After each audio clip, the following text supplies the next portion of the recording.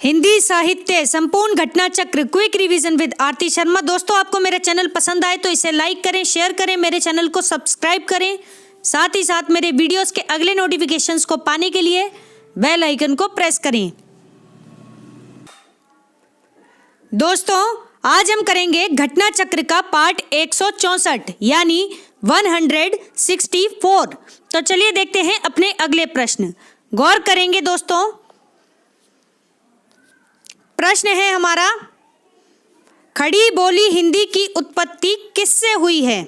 ठीक है, खड़ी बोली हिंदी की उत्पत्ति किससे हुई है? तो पहली बात तो मैं ये बता दूं आपको कि खड़ी बोली को हम कौरवी के नाम से भी जानते हैं। ठीक है, क्या किस नाम से? कौरवी नाम से। ठीक, अब पूछ रहे हैं इसकी उत्पत्ति किससे हुई है? तो ऑप्शन सी, सौर सैनी अपभ्रंश से। ठीक है, सौर सैनी अपभ्रंश से उत्पत्ति हुई है खड़ी बोली की। ठीक है, और यह पश्चिमी हिंदी की उपबोली है यानी उपभाषा है। ठीक, ध्यान रखें।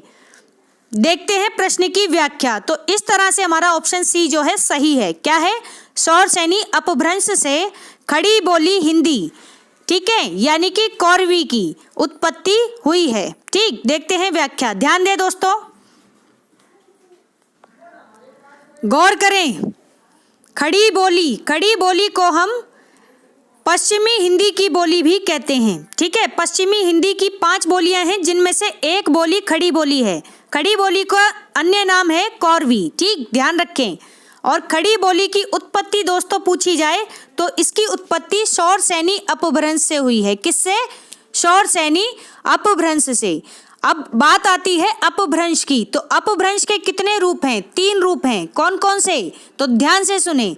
सौर सैनी अपभ्रंश, अर्धमागधी अपभ्रंश और मगही अपभ्रंश। ठीक है, ये 3 रूप हैं। तो ध्यान रखेंगे, जिनमें से एक है सौर सैनी अपभ्रंश।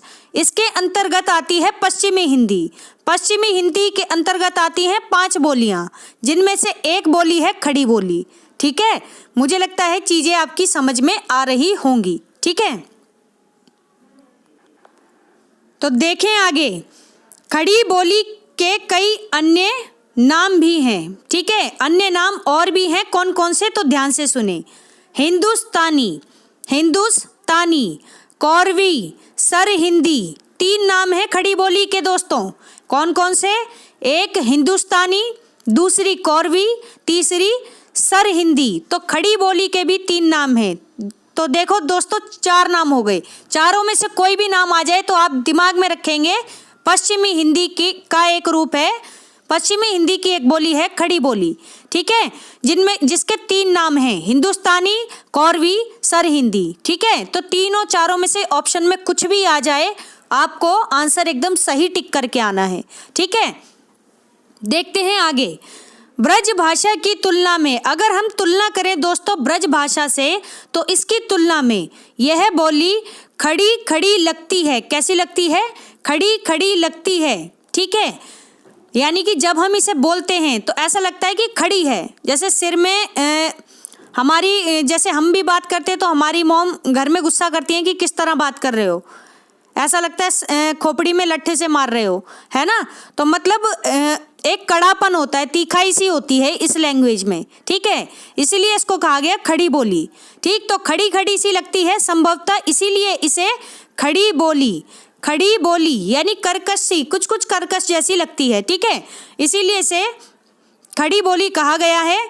राहुल सांकृत्यायन ने खड़ी बोली को कौरवी का नाम दिया है। तो कौरवी नाम किसने दिया खड़ी बोली को? यह भी प्रश्न पूछा जा सकता है। तो ध्यान रखें दोस्तों, राहुल सांकृत्यायन ने। ठीक है, देखते हैं आगे। गौर करें। इसका क्षेत्र देखें। अब खड़ी बोली कहाँ कहाँ बोली जाती है। ठीक, ध्यान से समझें। देहरादून का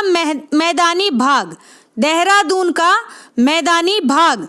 ठीक, सहारनपुर, मुजफ्फरनगर, मेरठ, दिल्ली नगर, गाजियाबाद, बिजनौर, रामपुर और मुरादाबाद। ठीक है, कौन कौन सी जगह हैं? देहरादून का मैदानी भाग, ठीक है, पहाड़ी नहीं, मैदानी भाग। ठीक, सहारनपुर, मुजफ्फरनगर, मेरठ दिल्ली, दिल्ली नगर, ठीक है, गाजियाबाद, बिजनौर, रामपुर और मुरादाबाद, ठीक है। तो अगर आपके मित्र लोग यहाँ के होंगे तो आप समझ पाएंगे कि उनकी बोली कैसी है, ठीक है। तो वो किस बोली में बात करते थे आपसे, खड़ी बोली में, ठीक है। ध्यान से समझें इसको। फिर आगे है मागधी अपभ्रंश। मागधी अपभ्रंश से अभिप्राय किससे है, बिहारी हिंदी की उत्पत्ति हुई है, ठीक है।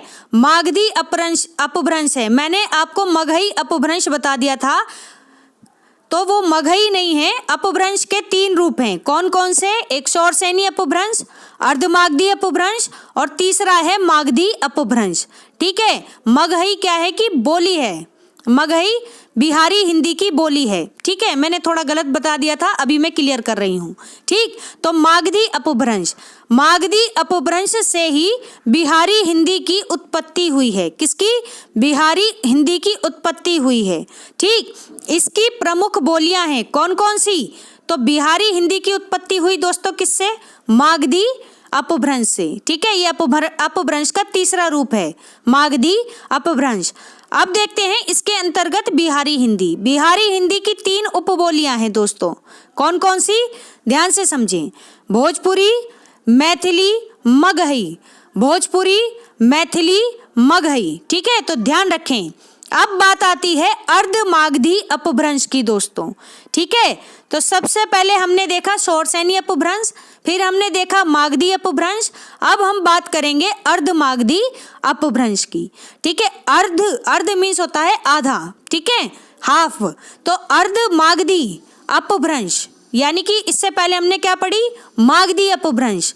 अब मागधी को हम हाफ कर देंगे यानी आधा कर देंगे तो क्या हो जाएगा, वो अर्धमागधी अपभ्रंश, ठीक है। यानी कि पूरी तरह से मागधी नहीं है, अर्धमागधी है, ठीक है। ये बात समझें, ठीक। पढ़ते हैं, अर्धमागधी अपभ्रंश से दोस्तों पूर्वी हिंदी, किसकी, पूर्वी हिंदी की उत्पत्ति हुई है, ठीक है। मैंने पिछले वीडियो में भी आपको ये बात बताई है। तो अर्धमागधी अपभ्रंश से किसकी हुई है, पूर्वी हिंदी की उत्पत्ति हुई है, ठीक है। इसकी प्रमुख उपबोलियां कौन सी हैं दोस्तों, ध्यान से समझें। 3 प्रमुख बोलियां हैं, 3 प्रमुख उपबोलियां हैं किसकी, पूर्वी हिंदी की, यानी कि कौन कौन सी, देखते हैं, अवधी, बघेली और छत्तीसगढ़ी। अवधी, बघेली और छत्तीसगढ़ी, ये 3 बोलियां हैं, 3 उपबोलियां हैं, कौन कौन सी, अवधी, बघेली और छत्तीसगढ़ी, ठीक है। ध्यान रखेंगे दोस्तों, मैंने बहुत अच्छे से पिछले वीडियो में सारे कॉन्सेप्ट क्लियर करे हैं, फिर भी आपके सामने व्याख्या है। आप चाहें तो अपनी कॉपी में एक टेबल बना लें, ठीक है। टेबल बना के फिर समझे इस बात को, चीज़ें एकदम बेहतर तरीके से आपको क्लियर हो जाएंगी दोस्तों, ठीक है। 3 कॉलम बनाए, तीनों में एक में लिखे पश्चिमी हिंदी। सबसे पहले अपभ्रंश से स्टार्ट करें, यहीं पर देख लेते हैं एक बार, हम ही कोशिश करते हैं, ठीक है।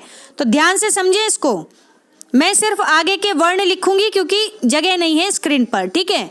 तो ध्यान दें, अपभ्रंश, सबसे पहले अपभ्रंश, ठीक है। अपभ्रंश से कितने रूप हैं इसके, 3, ठीक है। कौन कौन से, ध्यान से समझें। अपभ्रंश के 3 रूप, एक शौरसेनी अपभ्रंश, ठीक है, एक अर्धमागधी अपभ्रंश, ठीक है, अर्धमागधी या फिर अर्धमागधी, ठीक है। फिर है मागधी अपभ्रंश, कौन सी, मागधी अपभ्रंश, ठीक। अब शौरसेनी अपभ्रंश से किसकी उत्पत्ति हुई, तो पश्चिमी हिंदी, ठीक है, ऐसे याद करें, ठीक है, पश्चिमी हिंदी, आधे आधे लिख रही हूं मैं। अर्धमागधी से किसकी हुई, पूर्वी हिंदी, पूरब पश्चिम अपोजिट में होते हैं, इसको दिमाग में रखें, पूर्वी हिंदी, ठीक है। तो अर्धमागधी पूरब में और पश्चिम में शौरसेनी अपभ्रंश, ठीक है। फिर है मागधी, ठीक है, सेंटर में, यानी कि आप अगर देखें मैप डिवाइड करें तो सबसे पहले पूर्व के बाद पड़ेगी बीच में बिहारी हिंदी, फिर पड़ेगा पश्चिम, ठीक है। अगर आप राइट टू लेफ्ट जाएंगे, अगर लेफ्ट से राइट आते हैं तो पहले पश्चिम, फिर बिहारी हिंदी, फिर पूर्वी हिंदी, ठीक है, ऐसे पड़ेगा मैप में, ठीक। अब देखें यहाँ पर मागधी में क्या आ जाएगी आपकी, मागधी में आ जाएगी आपकी बिहारी, ठीक है, बिहारी हिंदी, ठीक है, बिहारी हिंदी। अब दोस्तों यहीं पर समझ लें पश्चिमी हिंदी के कितने रूप हैं, तो इसके 5, कितने, 5, ठीक है। इसके कितने रूप हैं, 3, ठीक है। कितनी उपबोलियां हैं, 3। बिहारी हिंदी की कितनी हैं, तो इसकी भी 3 है, ठीक है। इसके अलावा एक और होती है पहाड़ी हिंदी, ठीक है, पहाड़ी हिंदी, तो उसकी भी 3 बोलियां हैं, कुमाऊनी, नेपाली और गढ़वाली, ठीक है। यहाँ पर अपभ्रंश की बात हो रही तो अपभ्रंश के 3 हैं रूप, कौन कौन से, एक सौरसेनी अपभ्रंश जो कि पश्चिम क्षेत्र में बोली जाती है, ठीक है, पश्चिमी क्षेत्र में बोली जाने वाली हिंदी भाषा बोलियां आती हैं।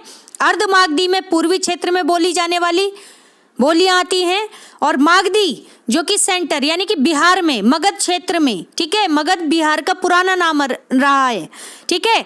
तो मगध में मगध क्षेत्र में जो है बिहारी हिंदी बोली जाती है, ठीक है। तो ध्यान रखें मागधी अपभ्रंश का संबंध बिहारी हिंदी से है, ठीक है। तो मैंने ऐसे समझा दिया, अब डिटेल में आप खुद इसका मैप बना लें। 5 कौन सी हैं अगली आप खुद बताएंगे। पूर्वी हिंदी के 3 रूप और कौन से हैं बोली के, वो भी आप बताएंगे, और बिहारी हिंदी के 3 रूप बोलियों के कौन से हैं ये भी आप बताएंगे, ठीक है।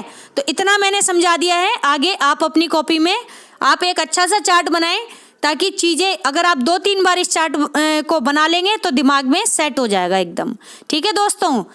वही है कि करत करत अभ्यास के जड़मती होत सुजान, रसरी आवत जाति के सिल पर परत निशान। तो अभ्यास करने से ही दोस्तों मास्टरी हासिल होती है, ठीक है। तो मेहनत जरूर करें, अभ्यास करें, लगातार करें, बार बार करें, ठीक है। ध्यान रखें दोस्तों, ध्यान दें दोस्तों अन्य महत्वपूर्ण तथ्यों पर। क्या है अन्य महत्वपूर्ण तथ्य, तो ध्यान से समझेंगे। अवधी बोली, अवधी बोली की बात हो रही है दोस्तों, ठीक है, ध्यान से समझें। अवधी बोली किसका रूप है, पहली बात ये समझें, तो पूर्वी हिंदी का रूप है, ठीक है। पूर्वी हिंदी की बोली है अवधी बोली, ठीक है। अवधी, छत्तीसगढ़ी और बघेली, ये 3 रूप, ठीक। तो कहाँ कहाँ बोली जाती है देखो, सीतापुर, लखीमपुर, लखनऊ, रायबरेली, उन्नाव, प्रतापगढ़, सुल्तानपुर, फतेहपुर, इलाहाबाद।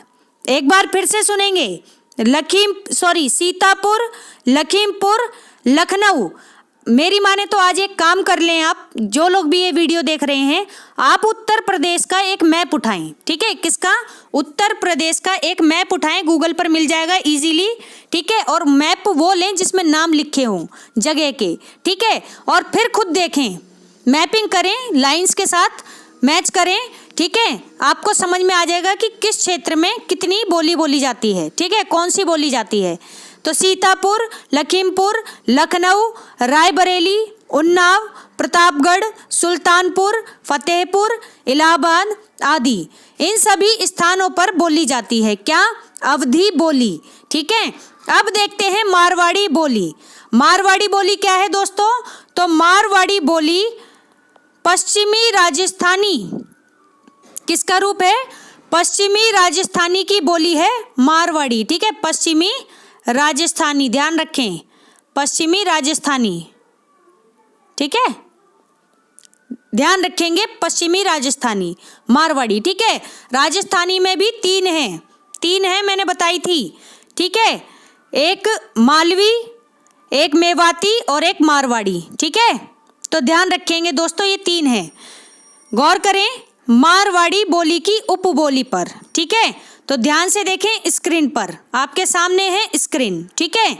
मारवाड़ी बोली की उपबोलियां कौन कौन सी, ठटकी, ठटकी, थाली, बीकानेरी, बागड़ी, शेखावटी, मेवाड़ी, खैराड़ी, सिरोही, ये किसकी उपबोलियां हैं, मारवाड़ी की, ठीक है। कौन सी, ध्यान से समझें, ठटकी, थाली, बीकानेरी, बीकानेर शब्द कहाँ, राजस्थान बीकानेर जगह है, ठीक है। तो बीकानेरी, बागड़ी, शेखावटी, ठीक है, मेवाड़ी, खैराड़ी, सिरोही, ये सब उपबोलियां हैं मारवाड़ी की, ठीक। देखते हैं आगे व्याख्या, ध्यान दें दोस्तों। अपभ्रंश से विकसित प्रमुख आधुनिक भाषाएं, देखो ध्यान से सुनना, अपभ्रंश, अपभ्रंश कब बोली जाती थी? आदिकालीन समय में, ठीक है, आदिकालीन यानी कि 1000 से पहले, ठीक है, 1000 से पहले नहीं, 1000 मतलब जो अपभ्रंश का समय है, ठीक है, तो आदिकाल की बात ऐसे समझो इसको, उस समय बोली जाती थी। लेकिन आज क्या समय चल रहा है? आज चल रहा है आधुनिक काल, ठीक है, तो हजारों वर्षों का समय बीत चुका है, ठीक। तो अपभ्रंश से विकसित होकर प्रमुख आधुनिक भाषाएं और आधुनिक भाषाओं के अंतर्गत भी जो उपभाषाएं हैं उन्हें हम पढ़ेंगे, ठीक है। तो ध्यान से देखें यहाँ पर, ठीक दोस्तों। अब यहाँ पर देखो अपभ्रंश, ठीक है, एक कॉलम में दिया है अपभ्रंश, दूसरे में दिया है आधुनिक भाषाएं और उपभाषाएं। क्या दिया है? आधुनिक भाषाएं और उपभाषाएं, ठीक है। अब दोस्तों दोनों को कंपेयर करते करते, ठीक है, हम इसको समझेंगे अच्छे से कॉन्सेप्ट को, ठीक।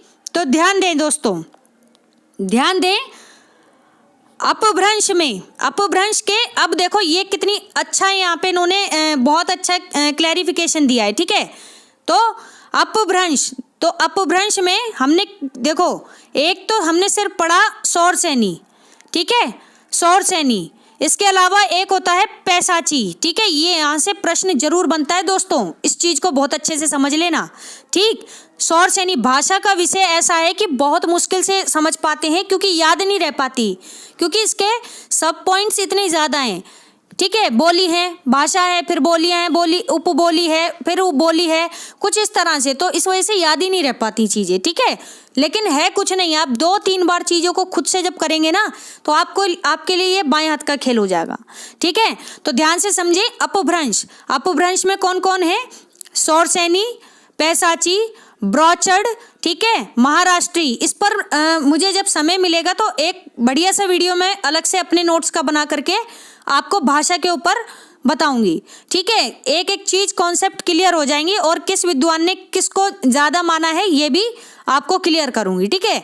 तो अभी समय का थोड़ा सा अभाव चल रहा है, तो इस वजह से जितनी चीज़ें हो पा रही हैं मैं करने की कोशिश कर रही हूँ उपलब्ध, ठीक है। ध्यान दे दोस्तों, सौरसेनी, पैसाची, ब्राचड़, महाराष्ट्री, मागधी, अर्धमागधी, ठीक है। तो अगर आप ध्यान दें दोस्तों, ध्यान दें तो इससे पहले हमने सिर्फ बात करी थी किसकी? सौरसेनी की, ठीक है, मागधी की और अर्धमागधी की, ठीक है। इन 3 के बारे में हमने पढ़ लिया था। क्या पढ़ा था?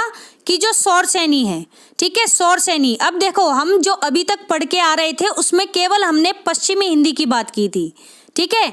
सौरसेनी के अंतर्गत केवल हमने एक उसका रूप पढ़ा था, सौरसेनी के अंतर्गत केवल हमने पश्चिमी हिंदी को पढ़ा था।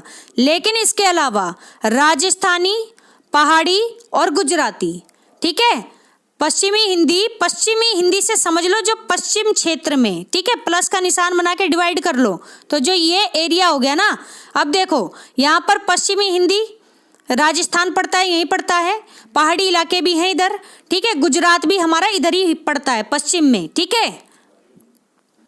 इसीलिए जो हमारी सौरसेनी अपभ्रंश हो गई वह किससे, उससे जुड़ी हुई बोलियां कौन कौन सी हो गई?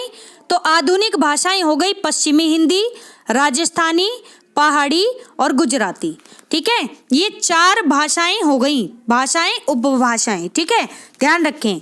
इसके बाद हमने पढ़ी थी दोस्तों मागधी। कौन सी पढ़ी थी? मागधी, ठीक है। इसमें हमने कौन सी देखी थी? मागधी में हमने बिहारी हिंदी को पढ़ा था, ठीक है। लेकिन बिहारी हिंदी के अलावा अब मागधी किधर थी? ये वाला क्षेत्र था लगभग, ठीक है, ये वाला क्षेत्र, ठीक। तो ये कुछ कुछ इधर पड़ता है, मतलब सेंटर में, और कुछ ये पूर्वी साइड में भी, ठीक है। तो बिहारी यानी बिहार का इलाका, बांग्ला जो कि बंगाल में बोली जाती है, बंगाल किधर है? इधर ही है, ठीक है, बंगाल यहाँ पर कुछ कुछ, ठीक है। उड़ीसा कहाँ है? उड़ीसा इस साइड में है, ठीक, और जिसको हम आज के समय में ओडिया कहते हैं, ठीक है। फिर है असमिया, असम भी कुछ कुछ इधर ही है, यहीं बंगाल के बगल में, ठीक है। आप जब मैप देखेंगे तो जो इधर है बिहार के बाद इस साइड राइट साइड में चलेंगे जब, ठीक है, अरुणाचल प्रदेश की साइड जब आप चलेंगे तो वहाँ पर से पहले बिहार, फिर बंगाल पड़ेगा, फिर उड़िया यानी उड़ीसा जो ये वाला क्षेत्र है, उड़ीसा इधर, ठीक है, और फिर असमिया। तो ये 4 हो गई हमारी, किस में आ गई? ये मागधी में, ठीक है, मागधी में 4 आ गई। ठीक, इसके बाद दोस्तों हम देखेंगे अर्धमागधी। अर्धमागधी कहाँ बोली जाती है? अर्धमागधी को हम सीधा सीधा क्या बोलेंगे? पूर्वी हिंदी। पूर्वी हिंदी, पूर्व कहाँ है? ये हो गया हमारा पूर्व, ठीक है, ये हो गया हमारा पूर्व, यानी कि जो मागधी तो है लेकिन कैसी है? अर्धमागधी, ठीक है। पूरी मागधी में क्या क्या आ गया? बिहारी, बांग्ला, ओडिया और असमिया, ये आ गई, ठीक है। इसमें से कहीं कहीं जो अर्धमागधी यानी ऐसे स्थान जहाँ पर आधी मागधी भी बोली जाती है, उसे हम पूर्वी हिंदी का नाम देंगे, ठीक है। तो ध्यान से समझें इस बात को दोस्तों, ठीक है। और अर्धमागधी इतना पूछा जाता है, बहुत इंपॉर्टेंट है, ठीक। अब हमारे पास बची कौन सी? तो ये 3 हम पढ़ चुके थे। अब हम देखेंगे पैसाची, ब्रॉचड़ और महाराष्ट्री। महाराष्ट्री से आप सीधे सीधे समझ लें, महाराष्ट्र कहाँ पड़ता है आपका? महाराष्ट्र कहाँ पड़ता है दोस्तों? तो गुजरात के इस साइड पड़ता है, पश्चिम में, ठीक है। गुजरात से थोड़ा सा आप ये दक्षिण की तरफ आएंगे हल्का सा, तो ये मुंबई वाली जगह पर यहाँ पर पड़ जाएगा, ठीक है। क्या ये आपका महाराष्ट्री, जहाँ पर कौन सी बोली बोली जाती है? मराठी, ठीक है, मराठी बोली जाती है, ठीक है। बाल ठाकरे नाम याद है, ठीक है। तो मुंबई के लोग मराठी बोलते हैं, महाराष्ट्र के लोग मराठी बोलते हैं, ठीक है। और मराठे भी यहीं से हुए थे इतिहास में, याद रखें, ठीक। तो अपभ्रंश में महाराष्ट्री और आधुनिक भाषा में इसको नाम दे दिया क्या? मराठी, ठीक है। जुड़ती हुई भाषाएं हैं। इससे पहले है दोस्तों ब्राचड़, उल्टा चल रहे हैं हम, ठीक है, कोई बात नहीं, आपकी समझ आनी चाहिए चीजें आसान हो। फिर है ब्राचड़। ब्राचड़ क्या है दोस्तों? सिंधी। सिंध प्रदेश कहाँ बताया था मैंने? तो ये जो पाकिस्तान के इधर एक नदी बहती थी, ठीक है, सिंधु नदी, जिसकी वजह से हमारे देश का नाम हिंदुस्तान भी पड़ा है, ठीक है, सिंधु। तो जो सिंध प्रदेश है, ठीक है, तो सिंधी यानी ब्राचड़ को हम क्या कहते हैं? सिंधी बोलते हैं। पंजाब वाला क्षेत्र हो गया है थोड़ा थोड़ा, ठीक है।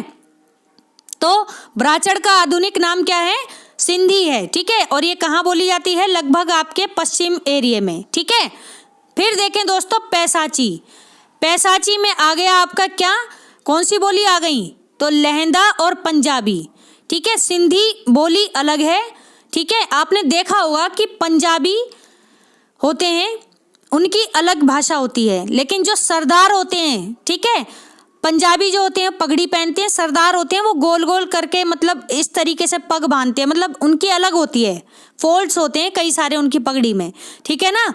तो वो हो गई सिंधी। एक होते हैं लहंदा, ठीक है, लहंदा जैसे एक पगड़ी आपने उनकी भी देखी होगी, ये जो एक मूवी आई थी अक्षय कुमार की, जिसका सॉन्ग है ये कि तेरी मिट्टी में मिल जावा, है ना, ये इस तरह से, मुझे मूवी का नाम याद नहीं आ रहा है, ठीक। तो उनकी पगड़ी देखना, तो 3 तरह की पगड़ी होती है सर, ये जो अलग अलग ये पंजाब 3 पगड़ी होती हैं। तो इन तीनों पगड़ी से अभिप्राय किससे है? एक उनमें लहंदा होते हैं, एक पंजाबी होते हैं और एक सिंधी होते हैं, ठीक है। तो जो लहंदा और पंजाबी होते हैं दोस्तों, उनकी जो भाषा रही है अपभ्रंश, वो रही है पैसाची, और जो आधुनिक भाषा रही है वो हो गई लहंदा या फिर पंजाबी, ठीक है। और वहीं ब्राचड़ का आधुनिक रूप क्या है दोस्तों? सिंधी है, ठीक है, सिंधी है। मुझे समय मिलेगा तो मैं आपको मैप में दिखाऊंगी, ठीक है। तो आप इसको अभी ऐसे समझें दोस्तों, एक बार इसको शॉर्ट में जल्दी से कर लेते हैं, ध्यान से समझें, ठीक है। क्या है? अपभ्रंश के यहाँ पर कुछ रूप हैं, सौरसैनी, पैसाची, ब्राचड़, महाराष्ट्री, मागधी, अर्धमागधी। सौरसैनी अपभ्रंश की आधुनिक भाषाएं और उपभाषाएं हैं पश्चिमी हिंदी, राजस्थानी, पहाड़ी, गुजराती, ठीक है। पैसाची की क्या है? पैसाची अपभ्रंश की आधुनिक भाषाएं हैं लहंदा, पंजाबी। ब्रॉचड़ की अपभ्रंश की आधुनिक भाषाएं और उपभाषाएं हैं सिंधी। महाराष्ट्री अपभ्रंश की आधुनिक भाषाएं उपभाषाएं हैं मराठी। मागधी अपभ्रंश की आधुनिक भाषाएं और उपभाषाएं हैं दोस्तों बिहारी, बांग्ला, उड़िया यानी कि ओडिया और असमिया, ठीक। और अर्धमागधी अपभ्रंश की आधुनिक भाषाएं तथा उपभाषाएं हैं दोस्तों क्या? पूर्वी हिंदी, ठीक है, तो ध्यान रखेंगे दोस्तों इस बात को। ठीक है, मैं अगले वीडियो में आपको इसका एक मैप दिखाऊंगी जो कि मैंने बनाया था सेल्फ नोट्स में। ठीक है, समय मिला तो मैं उसको आपको ज़रूर दिखाऊंगी, तब आपकी चीज़ें क्लियर हो जाएंगी। ठीक है,